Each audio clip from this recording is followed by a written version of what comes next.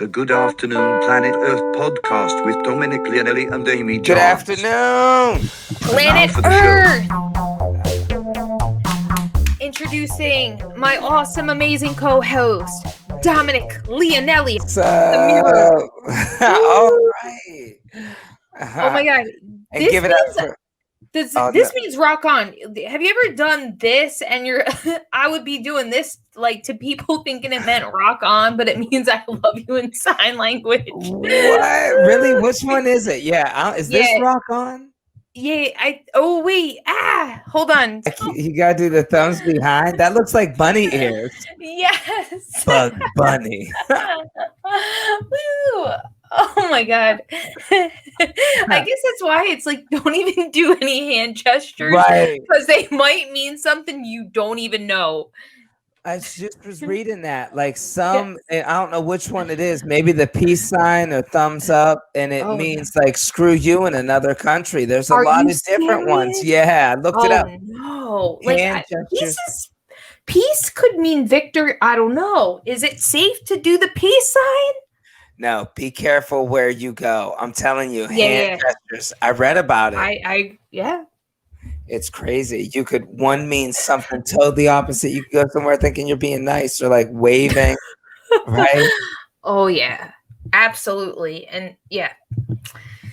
Anyway. Check this out. I bought a cereal cup last night. You know those cereal cups that you get? It's like one bowl worth of cereal or half a bowl. It's like hotel open continental breakfast. Yeah. Yeah. So I always, I treat myself to a little continental breakfast sometimes when I'm doing good.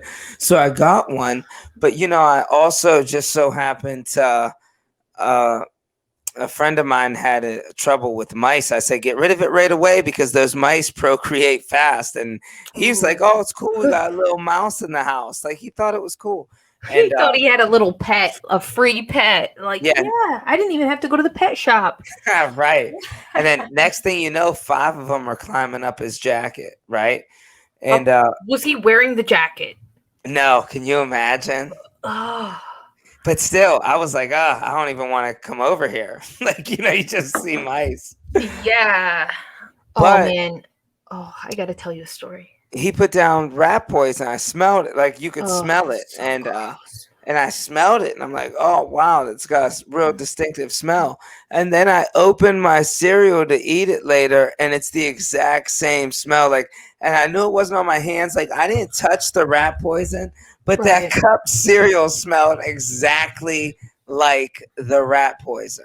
And I don't have COVID. Like I can smell good. Right. I smell everything. I've been checked. So do you think it got in the cereal? Oh yeah, I don't know. I don't know, to be honest. I think that stuff might be made with the same stuff.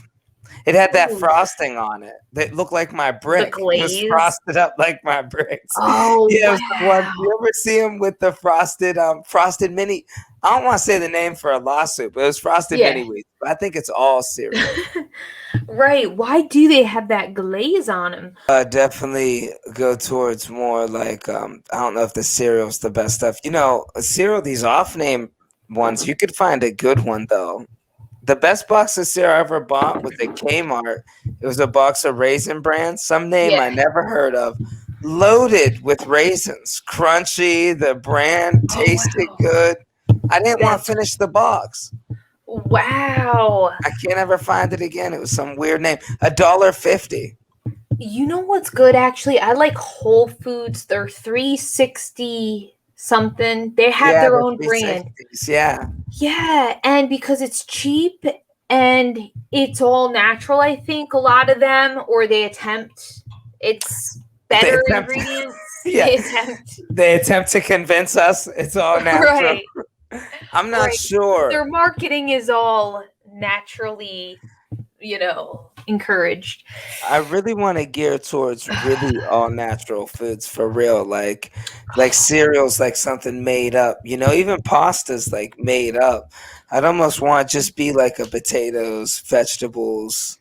Yeah, I know. When I lived in LA, I ate very great. Like food was, for some reason, it was. I don't know. It's just I had better access to getting better ingredients. I had my own kitchen. That's what it was. I had my own kitchen. Right. I didn't have to share. And because I had my own kitchen, I was able to like make food properly without rushing hunched over like, oh, I'll be out of the kitchen in a second. Yeah, I'm so sorry. Yeah. I'm so sorry. And yeah, so anyway, I had so much energy and you just feel better. You get full faster. You can eat more. Yeah, you feel so much better. What about, you know what I hated? When I was cooking and my roommate would come in and shave his head. And it's like, bro, wait, like, you can't wait till I'm done cooking. Yeah, because he did it in the kitchen. Yeah, our bathroom was too small where we were living, I guess. No. But he just do it in the kitchen. Yeah, right in front of the air conditioner. Sanitary. Yeah, that was like the memories I have of certain roommates. Yeah, it's just I'll be quick. Me, shaving their body hair off. You're cooking. No. One time I got something I thought was a piece of metal in my foot, and it was one of my roommates' hairs. I pulled it out, and it was a hair. I couldn't believe it. It was like a beard hair or something. It was like, it wasn't really long, but it was just like his. I knew it was his. Yeah, well, good for you. You got your own space. You never, hopefully, knock on wood, have to share space. Yeah, knock on bricks. Again. My lucky white brick. So tell us, give us an update. How is it all going? It's going great. I'm loving everything about it. I went out for the first time and got to do something actually with some people from LA. They came in town for a show. I didn't really know them, but we became friends pretty quick. Cool. But it was cool. I got to do like a brunch in the neighborhood. So, you know, it was cool, but it's like these things I really gotta take them for what and really enjoy them, because I'm gonna wait like 2-3 weeks before I even attempt to do that again, because it's not cheap like to do something like that. No, and now you live alone. Now is the time you have to start cooking at home, because until you're like, I mean, living in New York is so expensive. Once I moved to Manhattan, I had to cut out eating out. That was the one nice thing about, you know, living in Queens. You can pig out, like go eat out, spend your money there. But now it's expensive living by yourself. So you really got to cut expenses. Yeah, I agree. I did it a few times because I didn't have a pan, but now I'm just like, you know. Did you get a pan?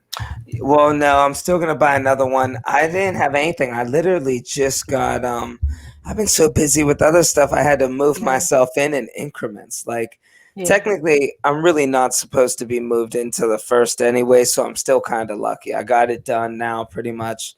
I just need little things now. Like I said, like I don't have dishes. I don't have glasses. I don't have a pan.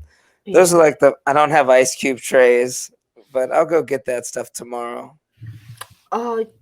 There's a Target now on the Lower East Side, right? Yeah, I could go cross town there. There's not one on 14th Street, right? I should probably just go cross town to that one. So. But that Target's kind of, I hate to say it, but that Target's kind of a whack one. Yeah. Target is cool. You can get a lot of stuff there. I should probably hit Target. There's the one on 34th. Yeah, I like that one. Oh, I love Target so much. You walk in, it just has a vibe. It really does. It has such good energy, Target. Well, do you remember Hills? Do you remember those stores, Hills? No. They were just like Targets. Is that an Ohio thing? I don't think so. I mean, I don't know if it's strictly Ohio, but they were identical to Targets. And they were called Hills, and they were like 25. They were like before Target. They were like 25 years ago, and they all closed down. But it's like you walk in, everything's bright white. It's huge, and you get like the better version of things. And then they had like their little. Back then, it wasn't a coffee shop in there, but they had a few things in there, like a little pizza place. And yeah, you know what I love? Have you ever gone to a Kmart with the Little Caesars in it? No. Why is it tastes better when you're at Kmart. It does. And I think it's like a childhood thing too, though. It used to be my sister and I's favorite thing to go to Kmart. My mom would get us Little Caesars, the kid meal, and it came with a soda, 4 breadsticks, and a slice of pizza. Oh my God, it just hit the spot. I remember the commercial, pizza. Remember he had the thing? Pizza. Yeah. I used to love it. I don't know how cheap it was when we were growing up, but I feel like it used to be like a high class, a special treatment. And then it became a $5 thing. Well, once they started that whole deal with the pizza box, like $5 pizza, I would see the boxes everywhere on the street, just like littered. Wow. And it's like people brought down the name of Little Caesars. I think once you start doing those like really cheap deals, like Subway before $5 footlong used to be a really like a special thing too. And then they get the $5 footlong and it's like, ugh, I'm just gonna have Subway. Yeah. I'm just gonna I think also no, what were you gonna say? I was gonna say also though, Subway for me has like that whole memory of saving half my sub to eat for dinner. I would buy $5 sub, eat half for lunch, and then I'd be carrying around the other sub to an open mic, and that would be my dinner. Yeah, Subway.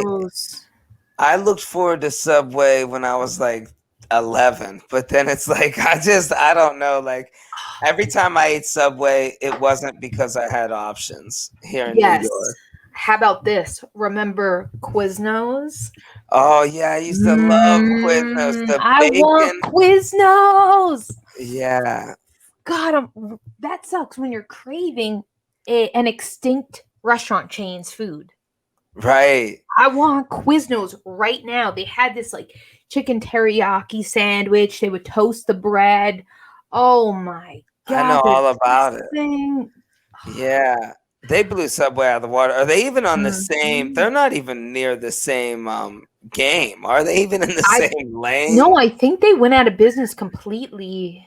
But would you even consider Subway and Quiznos? Because it's not even a competition. No, Quiznos is elite in my opinion. Yeah, but then look, the best go out of business. They should have ripped people off. Right. Oh, that's so sad. You're right. Because they weren't like cheaping out on their food, they went out of business. Here, Subway has fake tuna, allegedly. Or, allegedly everybody... The gay lawyers would not be happy with that. Yeah. I don't see when you're in New York and there's so many good delis, it's like, why would you ever get Subway? But there's so many of them and they're always busy. You know what? I go to the bodegas for breakfast only because sometimes during lunchtime it's such a pain. Everybody's oh my God, everybody's waiting. Always at the bodega. People are always standing in the wrong place at line. Like, at least in Subway, they say, stand here. They have signs. Yeah. We humans need signs that tell us where to stand because I walk in these mom and pop bodegas and it's just people standing sporadically. And then all of a sudden, this dude walks in, orders ahead of me, and I'm sitting there like, hey, yeah. Excuse me. I don't even say anything because I'm like, I'm not ruining my energy to be like, but it's always some cool like person that's like, yo, actually she was here before you. Someone else says it, but it's like to the guy working, it's like, dude, you saw me. I'm here. Patient with it. Yeah, they'll just go to other people. You can almost get in a fist fight in some of these delis. Oh, I've seen tension. Yeah. Mm-hmm. We just need lines and signs need to be clear though too. Yeah. Like, Amy, when I first moved to New York, I was down by Wall Street or whatever, financial district. And they have the signs on the street, like the traffic signs that say no standing. and I thought it meant no standing. Like as a human, we can't stand. And there was some cops around, and I'm just moving around. And you're like, I'm not standing at all. Yeah, I did not realize it was for cars. I'm like, you can't even stand over here. I love that. Like, wow, New York is brutal, man. They won't even let you stand. Well, what about the honk fines? I like that. But who's really giving you that ticket? Right. Yeah, I've never met anybody who got a ticket, excuse me, for honking. Yeah, there's signs, and it's like, well, what if somebody's pulling out in front of me? I can't honk. I got to hit them. Well, hey, Right. So true. Or someone's like walking, zoned out. You're not allowed to be like, yo, heads up, man. Right. Or the guy in front of you is looking at his phone. You got to go, beep, beep. We got to go. Oh, my God. Anyway, so what else is new with you? Really not too much. What else is going on? I definitely I want to shoot a sketch. I want to start shooting and making this place because the background, everything's so cool. So I'm gonna start making a lot of little projects on Dom's Details. I've been slowly building that one. It is easier because at the shows I say the YouTube channel is kind of like it's my name and Dom's Details. I don't think I need because I tag everything with Dom's Details. So if you still YouTube Dom's Details, it comes up. But yeah, no, that's just been it. Just enjoying the new neighborhood and eating out every day, which I shouldn't do, and then wanting to start getting involved in some recording. And I've been doing a couple shows, and that's been cool. What about you? What's new with you? Let's see. It was my birthday yesterday, so that was nice. And then I've just been trying to make online content. So yeah, like I've been thinking about strategy and all of that, and I'm like, should I get a niche? Like the person with an advertising marketing degree is telling myself, yeah, you need a niche. But the artist in me is like, F niches, garbage, I'll do what I want. What is your point of view in having a niche? I think if you're really trying to excel quick at something, I feel like it is needed. But then I also feel like when we do say this, it doesn't need to be like one direct thing, but you need to, like, it doesn't mean like, oh, I got to be the yo-yo person, but you have to have your own style to it that you do. I feel like people need to clearly know what they're getting with you, I think. I like that. Yeah.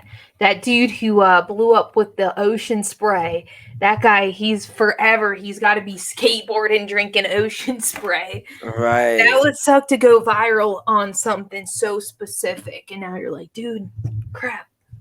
All my videos got to be me skateboarding with ocean spray. Yeah, the artist in me used to always be like the same way you are, but then I started thinking about it when I was dancing one night. When I started going dancing, I know it sounds crazy, right? So we're vibing to this epiphany. Right? Yeah, we're vibing to this song, right? And it's like some pop R&B stuff. And then it was like some rap or, some pop type stuff. And the DJ in the mid song changed it to country. And it's like, what? Like Lenny Strait or whatever. Like, I don't know their names, but George Strait or something. Oh, yeah. And I don't know. And that threw me all off. And I'm not into that. So I wasn't into it. So it's we're all making music, but you got to kind of make it like towards a country style metal. That's the niche in a way. Like, it's like somebody can't play every single genre. Like, how many people do you know? Wow. Oh my, that is such a brilliant metaphor or like way to think about it, because you're right. Like for music, you can't be metal and then want to play country. It just... I mean, maybe people have done it, but you're right. Well, even the way you just feel in the moment of enjoying it, you can't go from country to that. Like if one video a minute and 30 seconds is country, you're probably not going to be into the hardcore rap one that's next another minute later. I will say sometimes when bands cross over genres, it makes it so cool. Like or how about when Linkin Park and Jay-Z collabed? Yeah, do you remember that? That was a game changer. Yeah, after that, a lot of people start doing it. Yeah. I would say it's possible, but I think something would have to be established a little to let you know what we do. Right.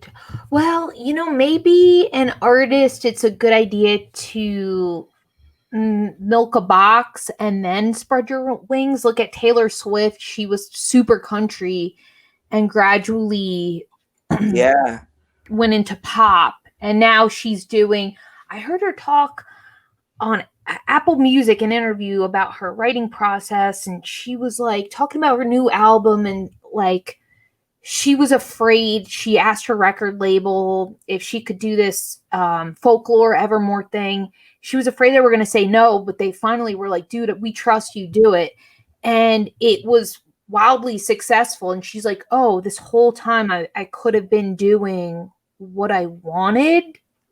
Wow. Like she said that's what she really resonates, making the kind of music for folklore and all that. So, but also though, the artist's journey, maybe she wouldn't have discovered that that's her thing if she didn't go through the super focused country and then gradually go to pop. And I feel like as artists, we're always evolving our style too. And that's okay. Yeah. I think it's best to always evolve your style. You got to stay relevant too. Like look at Kanye West. I mean, his music is very different. Like, I think so. It's very different, but the same. I like those people that recreate. Yeah. I mean, I don't have a niche either, but I see it seems to work for people. Like if they're like, yo, this is the guy that smashes shit, Right. I know. It's just like doing comedy on TikTok. Like I see this one comedian, she she got big, her niche is the anxious comedian or something. And it's like, okay, I could see why people would follow that, but also I'm very like empathetic, like I'm an empath. So I'm kind of like I don't want to self-deprecate because I'm a type of person, I want to like learn and then grow. So like if I were to I do stuff about social anxiety all the time, but my intention is to dissolve the anxiety with the joke. But then it's like if you do social anxiety stuff only, then it's kind of like hitting the same thing, hitting it, reassuring it. And it's like, okay, now you're the social anxiety person. And if you grow as a human, you have to still stay in that thing of like, I'm socially awkward, Man, that would be my biggest nightmare. And I'm not throwing shade at anybody that's their thing. Yeah, I respect that. I'm unable to do that. Right. I'm unable to do that. Like somebody told me Larry the Cable Guy doesn't speak like that, and that would be so weird for me. I don't know if I could pull that off. Right. Yes. That takes some acting. Like, I don't know. My God, I totally know what you mean. You know what? There's niches and then there's personas. You know what's interesting? Like, look at Tim Allen in the 80s and 90s. That Judy Carter book talks about his persona is that men are pigs. And that's how he developed Tool Time. Right. With Home Improvement. Yes. And then Roseanne Barr.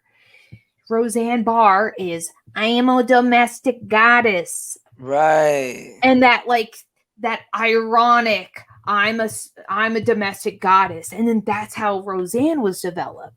So I think development wise, personas are awesome, but it takes it puts you in a box that it's I don't know. It puts you in a box that may be hard to get out of. Yeah, like people may not want to see. Let's say if Roseanne, let's say who's Kramer. What about Kramer? Let's say Kramer. He got canceled too. Well, who else? T.I. T.I. I don't know. He got canceled too. He just got canceled. Okay, let's see. Well, let's say Gallagher. Okay, the guy is smashing watermelons. That's his shit. Now, he's not canceled. The only one. The only one not canceled is a dude with a sledgehammer. Oh my god. But let's say, so now we got niche, we got persona, and then we got shticks. So Gallagher's shtick is bashing the watermelons. Now let's say if all of a sudden he comes and wants to do serious stand-up comedy, no sledgehammers, no watermelon, and he turns out to be a serious dude, like it would be like, what? We don't want that. We want you smashing watermelons. Yeah, I knew a comic that had a very angry persona, and it helped him very much early on. It was like the young, angry kid, and he got booked on like 3 things. And the one person that I talked to that booked him later, I was like, I just straight out kind of asked. I was like, what was the process to get booked? Like, I heard so-and-so just got booked. And they told me, yeah, we just needed a young, angry kid for the part, you know, and they booked him for that. But it's like now, I don't know what he always has to play a young, angry kid. It might be hard to evolve from that, but. Wow. That's interesting. But don't get me wrong, I'm pretty sure he has more money than me. So. Yeah. No, I mean, that'll get you work. Honestly, though, no, I was looking at my old stand-up videos, and I knew I was 19. I was trying to milk the whole scattered thing because my dream was to be a character actor, to be a scattered waitress, a scattered secretary. I don't know why. I just love those roles. Like, I don't want to be the star. I want to be the really messy, like, secretary that always messes everything up. So I was watching my jokes, all my jokes. I was trying to do a through line of I'm so scattered. And that got me nowhere. But also it kind of got me depressed writing from that point of view. It honestly, because you're just trying to filter throwing yourself down. It kind of made me sad, to be honest. And that shit's not genuine. I mean, I am scattered. I'm genuinely scattered, but it's like, I don't know. I can act as another person, but I can't act another person as me. Like, wow. Mimi Jan's like, oh, I'm such a mess. I'm not. I fucking wake up, I meditate, I work out, I try to eat right, I do my smoothies. I take care of myself. Right. You know? Anyway, all right. So, hey, one viewer, what's up? We're happy to have you here. Okay, so I'm going to show Gallagher clip really quick, just for any of the viewers who don't know who Gallagher is. Okay, here we go. Now, is this the original Gallagher? Because Gallagher was so popular that they had like 3 copycats, 2 of his sons and somebody. They had a rule: only 1 Gallagher per town. I read it in a book. So funny. Yeah, this is the original. What? A rubber chicken. Ew. What is that? Ladies and gentlemen. Look at the cut in his jeans. His ass is hanging out. With a lot of stupidity. So instead, I would like to leave you with these words of wisdom. One should always remember, don't pick shit up. What? Chances are when you need it again, it'll be right there where you left it. Oh my God. Remember, behind every successful man is an amazed mother-in-law. What? Yeah, when's he smashing stuff? Right. I think we tuned in at the wrong time. Oh, this is his channel. It says Gallagher. This is his official. I didn't even know he was still around. That was terrible. He was on Mark Maron's WTF, and he got so mad at Mark Maron. Hold on. What the heck? Wow. How is this stand-up comedy? Oh. I did not come here tonight to make you laugh. I came here to sell you something. I want you to pay particular attention. Because the amazing Master Tool Corporation, a subsidiary of Fly-By-Night Industries, has entrusted me to show you the handiest and the dandiest kitchen tool you've ever seen. And don't you want to know how it works? Well, first, you get out an ordinary apple or two. You place the apple between, fight the pan. Then what do you do, gang? It's simple. You reach for the tool. It's not a slicer. It's not a dicer. It's not a chopper and a hopper. What in the hell can it possibly be?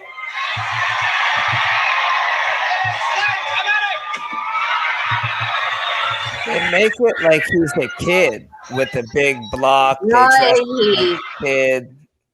So interesting. I mean, you know what? He's a comedian, so like I have respect to any comedian that took individuality to come up with that. So I have respect for that. I would like to know his process. How did you? Why? What made you think of smashing watermelons? Yeah, and I like how it starts off with just an apple pie. It starts small. You can't come out with the watermelon right away. So there is strategy to his thing, even though, he's smashing watermelons. That's such a good point.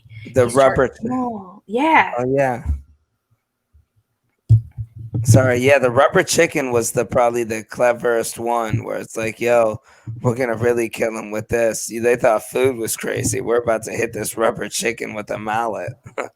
Oh man, really interesting. Anyway, so how we got on that topic was a shtick, niche, personality, persona. He is stuck in that. Has he tried to branch out, you think? Like without the sledgehammer? That's interesting. I don't know. I recently was reading in that book, The Comedians, Scoundrels of Whatever. If you just Google The Comedians, it will come up. Yeah. It's a really cool book. It's a lot of pages, but I just finished it. And there was a section in there about Gallagher and how his kids, and also how people were all biting his style when he first became popular. Like every club had 10 Gallaghers hanging out, dressed like You know what? Comedy was still pretty new back then, so it's like he didn't have how to write comedy books probably back then. Yeah, like where's that section in the Judy Gold book? Is it Judy Gold? I read that one once. No, that's a comedian. Judy Carter. Judy Carter. Yeah. Where's the structure in smashing a watermelon, Miss Carter? Right. She was married to Mr. Carter. Mr. Carter. Remember that? Oh, welcome back, Carter. Yeah. Yeah, I don't know. That's an interesting I wonder, who was a wild comedian? Wild. Who? Is the dude from America's Got Talent. What's his name? Bob. He has a shaved head. Bobby. He did like Bobby's World, the cartoon. Medella. What's his name? Bobby's. Oh, yeah. Howie Mandel. He was nuts in the 80s. Oh, wow. Probably one of the most killers there was. He dressed like a glove. He was running around doing crazy stuff. People went nuts for him. It must have been cool to do comedy in the 80s because there wasn't you could create your own format. I feel like now people watch comedy and they're like, this isn't comedy. Tell me a joke. But back then it's like there's no, or I don't know. I guess comedy joke, the one-liner, Henny Youngman, all the way back to the 50s. I don't know. Yeah, I bet a lot of those guys like Henry Youngman and Bob Hope probably told Gallagher in the beginning, like, bro, come on, what are you're smashing watermelons? Right. Or look at Lewis from why can't I remember anything? Lewis and Dean Martin and Lewis. Dean Martin and Jerry Lewis. Look at Jerry Lewis. Oh, nuts. yes. All right, let's get into some hot topics, shall we? Yeah, let's do it. Cool. The comedian road. Yeah, the road to uniqueness. I haven't found my social media one yet, but yeah, I'm finding it on stage though. Yeah, and that's such a great way. I feel like also if you do what you naturally gravitate to, you can hit that harder once you find it. Like what you're good at. I don't know. No, I agree. If you stay true to yourself, they'll just fall in love with you, I think. And you'll be like, you don't need a niche because it's you. Right. But if you think about it, even, well, yeah, I was going to say, like, Brian Regan, he has his, like, persona of, I don't know. It's like there's through lines. People like him. Everything is like, how did I know? How did I not know this? Or I don't know. Yeah, there is a lot of through lines, which I don't even really have. I don't have an all the way through line. But I would say Brian Regan definitely just reminds me of Regan. Like, there's not too much like if I watch John Mulaney, it's like I feel like that's just Seinfeld. Like, not to, but I'm not like, I guess it's not like to like say anything about him. Maybe I don't know any better, but I do just see so much. Like, damn, that's just so like it's not like where I watch Brian Regan. That's just like Brian Regan. There's nobody else that I'm like is. Just he's totally original. So it's like he's got to kind of be a form of himself because there's nobody else like him, and there's only a few other people like Seinfeld that are 10 years younger and 20 years younger. Right. I was thinking the other day because I was thinking, what's the deal? Like organically, and then I'm like, I'm mad. Seinfeld has done that to death. And that's his thing, because comedians, we can't ever go, or that's rules are made to be broken. Of course they can, but we can't be like, what's the deal? That is a Seinfeld trademark pretty much. But I was genuinely thinking, and without even being like, oh, that's Seinfeld, but I was like, what's the deal with that? And I'm like, oh, I can't think what's the deal without thinking of Seinfeld. It's like he was able to like grab a great method of finding comedy, and that's his. Yeah. Because he's like the first. Yeah. But there's no the first of anything. There's always, everybody has somebody that they were inspired by, like Robin Williams with Jonathan Winters. Right. I think even Bob Hope was Jonathan Winters he was inspired by Jonathan Winters. Yeah, a lot of those old school guys were like back in the day, Jack Benny and Kay, what was his name? Danny Kaye. Danny Kaye, yeah, he inspired Chevy Chase. I read in the book. Wow. Who inspired you? I think honestly Premium Blend in general, because our generation Premium Blend was on all the time and cable was huge. So I would just have Premium Blend on in the background while getting ready for bed, hanging out.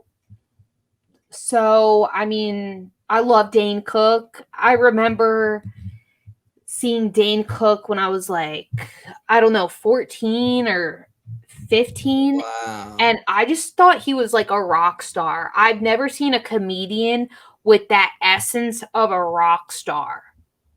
Of like the way he walked, the way, and him in the tank top.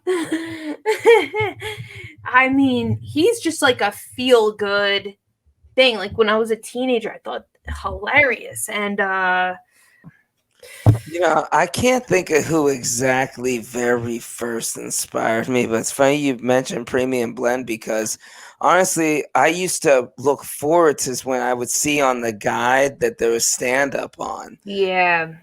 But now I even still get re-inspired. Like 5 or 6 years ago is when I first got into Dane Cook, and I was like, wow, like he has a lot of like his stuff is great. And then like I just recently got re-inspired by Richard Pryor. Like I watched so much Richard Pryor.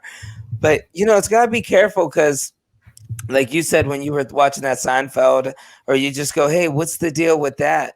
I watch a lot of Richard Pryor and I catch myself being like, motherfucker, yes, you pick it up. That's why it's like I kind of I stopped watching comedy because I don't want to pick up mannerisms. I don't want to pick up I don't want to pick anything up from anybody else. But I forgot to mention George Carlin. Actually, he was pretty huge because when I was a kid, he was on HBO, and like I remember just busting out laughing. Like he reminded me of just like a grandpa. I don't know why I just found comfort in him. So I think that was my first introduction to stand up, and I just loved laughing. That I don't know why, but now I listen to Carlin older and I'm like, I don't find it funny. I don't know why. I think when I was little, I just saw this man, the way he talked just made me laugh. His perception of something so small and how he obsessed and broke it down into all these different angles. That to me was funny. Yeah. But anyway, yeah, so it is dangerous to watch comedy though. Because you'll pick it up. It's like if I went to the UK, I'd probably come back talking with a British accent. I absorb stuff, like yeah, it's a fact you act like people you hang out with. Yeah.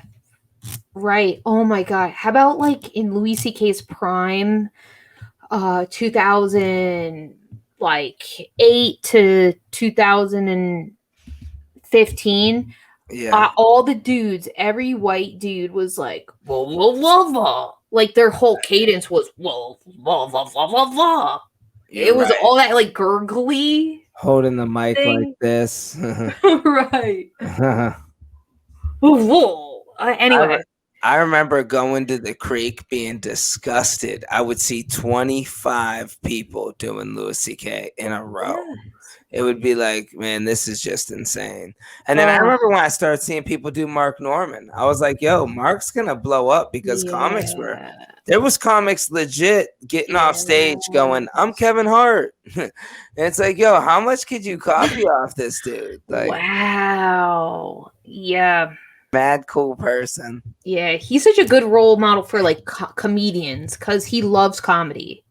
Yeah, and he was cool for that. Like when I did get to just chill with them, I went to Southern get wings with a few other comics, and they were all there just coincidentally. We were just happened to be there the night they were doing something for Sean Donnelly did one of the late night.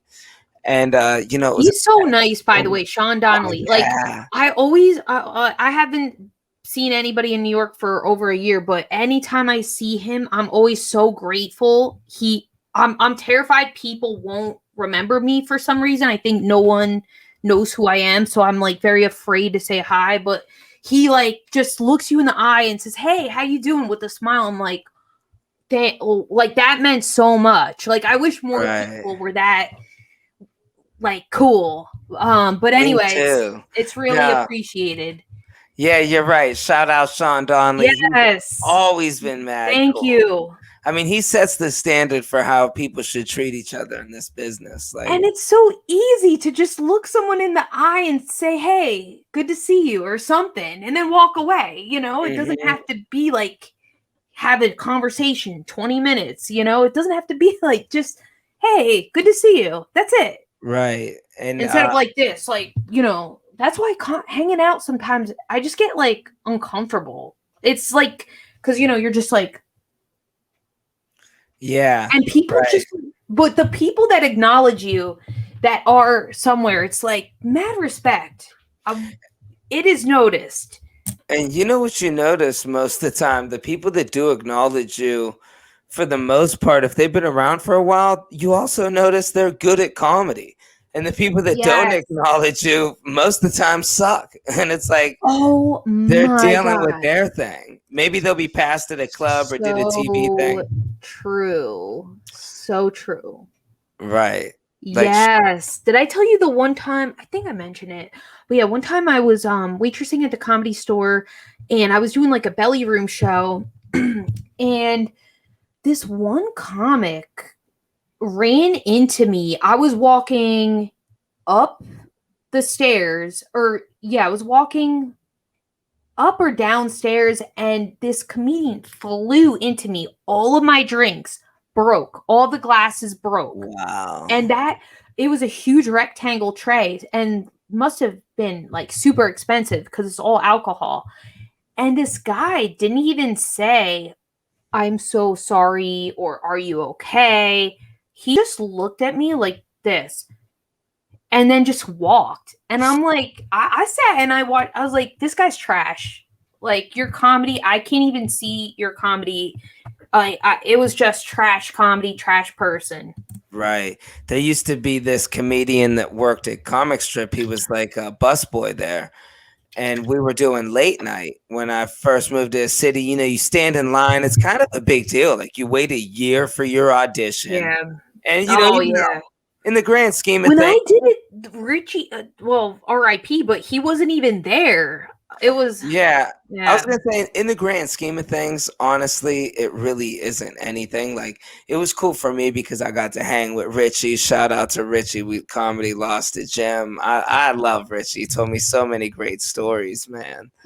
But, yeah, he watched mine. I passed, and it's a thing that I held very up high, and we all did, because like, you wait all day, you sign up the night before. It wasn't simple, and you're just doing 5 minutes, and you wait from like 8 o'clock till midnight to go up because you gotta wait there. You're on the list, you sign up, and there was this comedian there, and he had his late night audition, and he was cool until he didn't pass his audition. And then how about when we're doing our 5 minutes we waited all day for, he just come in and start vacuuming right in front of us, like with the for the whole all night, like just to ruin people's sets. But that's unprofessional. So he was a like working there and he did that. Oh God. That's I mean, didn't the audience say something? Right. Like, it's late night. It's a couple of people. I was on stage and I was like, dude, you're really going to vacuum while I do that? And he's like, yeah, man, I got to get out of here. He goes, I can't be hanging out after you guys leave to clean. It's like, yo, it's your job. Respect his hustle. No. It's like, yo, what are you talking about? But yeah. But you know what? I still see the dude in the scene and I'm never giving him anything. Right. I swear, if I need a comic desperately, I'm going to be like, nah, I don't know nobody if he's the only one around. Right. You'll do extra time. Right. And it's, people that act like that. And he taps me up, yo, any open spots? I see the dude, like, all the time. He's coming past LOL. Like, he wants to get up. I'm like, nah, I told him, I'm sorry. Sometimes I hold grudges. I said, yeah, the day I buy a vacuum cleaner, I'll book you up here. And I can run the vacuum cleaner throughout your whole set. Did you ever talk to him about it? Like, yo, why did you do that? Or no, well, I asked when he asked me for a spot, that's what I said. And then he knew what I was talking about. And he some people don't want to man up and fess it and be like, yo, I was a jerk for that. People say, you know how these clubs are. It's like, don't blame the club because you're a jerk. Right. There's so many jerks in this business sometimes, but there's so many cool ones. I had a guy, like, they act like some people act like you won't put your hands on them. It's like, yo, comedy aside, you got to treat me with some sort of respect. A dude held his phone this close to my face. like literally right here, to show me his spot time. The show started late as of the owner of the club. The owner said, we're going to start this show a half hour late. Mm-hmm. So I'm bringing up the first comic and I go, give it up for him. And he gets up on stage. And then I just hear, no, he's wrong. And you just hear feet, thump, thump, thump, thump, thump, thump. This dude comes running to the stage with a reflector bicycle helmet on, wheeling a bike, right? And he's like, I'm the 710. And he gets up on stage. No. And I'm like, nah. I was like, or he's like, I was like, he's the 7 o'clock spot. We started was late. He working Grubhub? Right. He said it's part of his act. It's like, what? Not having a metro. And then afterwards, I get downstairs and I'm downstairs and I go, hey man, that was a little rude when I get off stage and he holds the phone like this close to my face. I go, hey man, that was a little rude, How did this dude get booked? I mean, how does he picked up a guest spot, acting like we need his ass? Oh Lord. Anyway. But yeah, you gotta treat people with respect in everything. I mean, oh yeah. Because people will remember, everybody's somebody, and that's what it comes down to. Like, if you treat someone with disrespect, it might come around to bite them in the butt. Yeah. All right. So let's get to the hot topic. We're almost at an hour. Okay, Dom, what is an adult problem that you were not prepared for?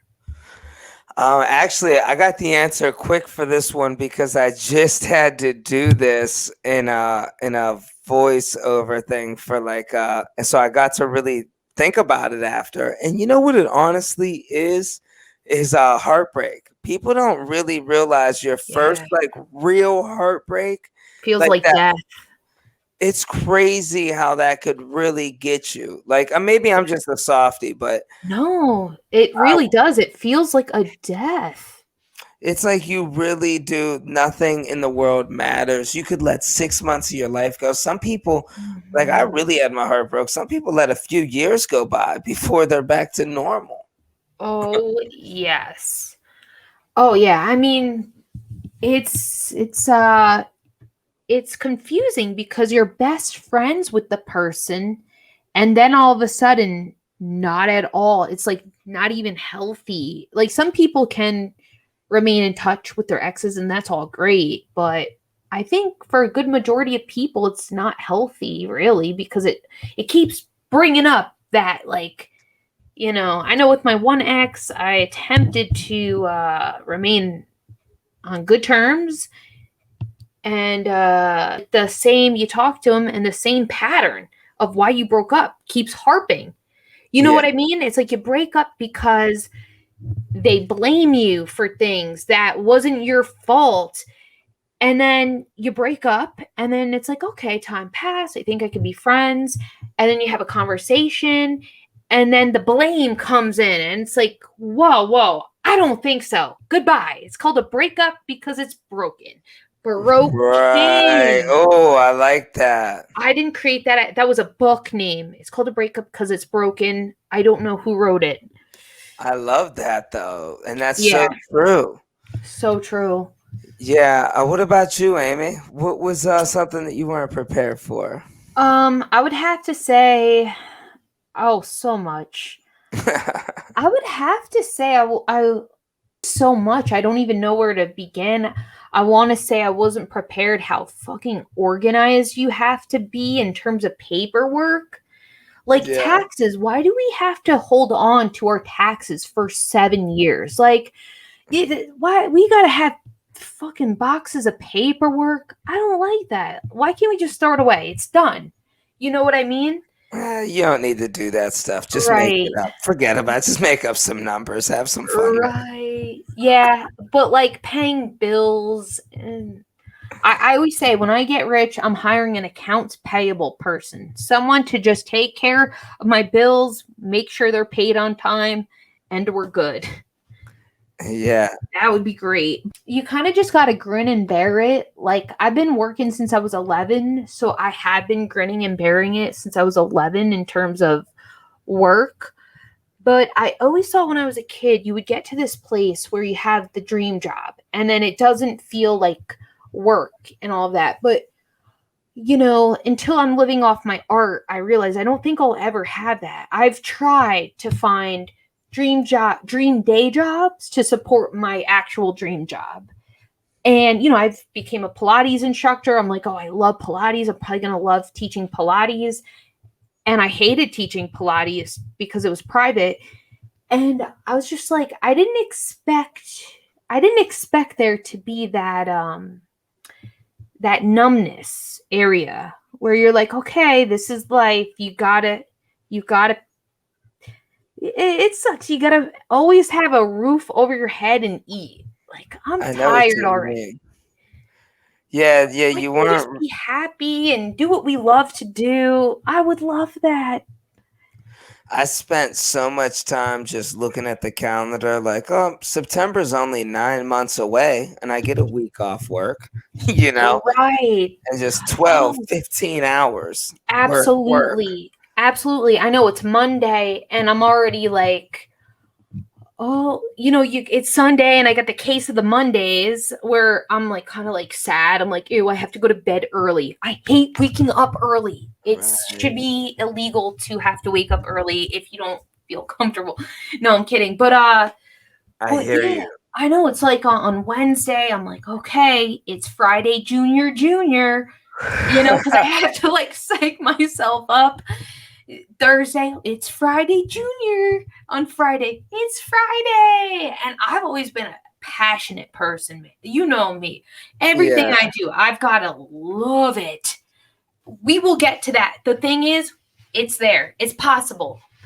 I tell you, I've worked certain jobs and I've had that feeling of I'm a type of person. I don't like to work set hours. I don't like it. Let me just do the work. I'll get it done.